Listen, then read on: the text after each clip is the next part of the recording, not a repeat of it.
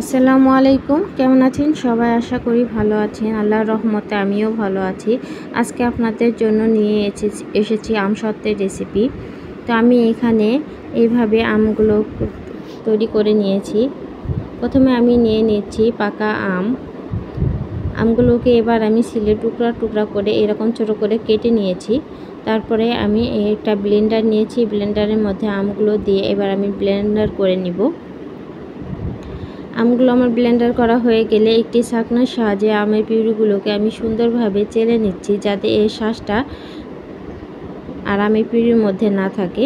তাই আমি চুলায় চলে যাচ্ছি। চুলায় একটি প্যান বসিয়ে দিয়েছি, তার মধ্যে দিয়ে দিচ্ছি আমের পিউরিগুলো।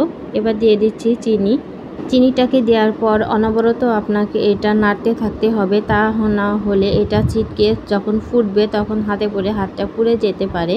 তাই এটা করার সময় কখনোই কোনো মতেই আপনার থামানো যাবে না। দেখুন যে একটু আমি থামিয়েছি, কেমন ফুটতে শুরু করেছে। আপনাদেরকে এইভাবে নেড়ে অনবরত নেড়ে এটা তৈরি করে নিতে হবে।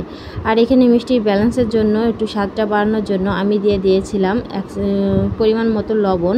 আর এখানে যাতে আমসত্ত্বটা নষ্ট না হয়ে যায় সেজন্য ব্যবহার করছি আমি এক ফালি লেবুর রস। আপনারা এখানে ভিনেগার ব্যবহার করতে পারেন। আমি অল্প করে করেছি, সেজন্য আমি লেবু ব্যবহার করছি। তারপরে দেখুন আমি অনেকটাক্ষণ জ্বালানোর পর আমার পিউরিটা আমসত্ত্বটা রেডি হয়ে গিয়েছে। এখন আমি যে প্লেটে আমসত্ত্বটাকে ঢালবো সেই প্লেটে সামান্য একটু সরিষার তেল দিয়ে প্লেটটাকে মাখিয়ে নিচ্ছি। তারপর আমি আমসত্ত্বর পিউরিটা আমি ঢেলে দিচ্ছি।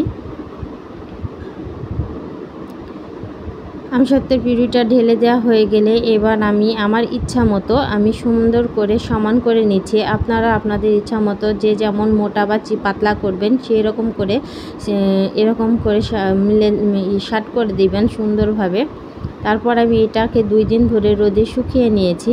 শুকানোর পরে দেখুন কেমন অবস্থাটা হচ্ছে, কতটা সুন্দর ও লোভনীয় দেখাচ্ছে। আমার এই রেসিপিটি যদি আপনাদের ভালো লেগে থাকে প্লিজ লাইক, কমেন্ট, শেয়ার ও সাবস্ক্রাইব করতে ভুলবেন না।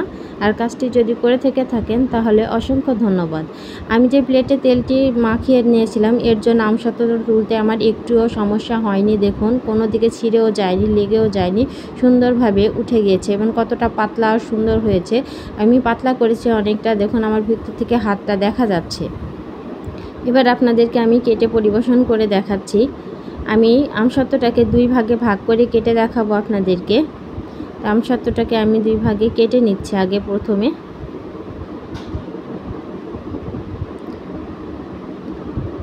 এটাও আমি ভাজ করছি। প্রথমত যে পেঁয়াজ দিয়ে যে ভাজটা করে নেয় সেই ভাজটা আমি করে নিচ্ছি। তারপরে বাজারের আর অর্ধেকটা আমি করব, যে বাজারে যা ম্যাঙ্গো বারটা পাওয়া যায় সেরকমভাবে কাট দিয়ে নিচ্ছি। এটা খেতে একদম বাজারে ম্যাঙ্গো বারের মতো লাগে, কারণ আমি এতে কোনো ঝাল ব্যবহার করিনি বাচ্চারা খাওয়ার জন্য। আপনারা এটা চিনি ফ্লেক্স ব্যবহার করতে পারেন। যখন আমের পিউরিটা আমরা চিনি ব্যবহার করবো তার কিছুক্ষণ পর জাল করার পর তারপরে নামানোর কিছুক্ষণ আগে ব্যবহার করতে পারেন। আজকে এখানেই বিদায় নিচ্ছি। আল্লাহ হাফেজ। আসসালামু আলাইকুম।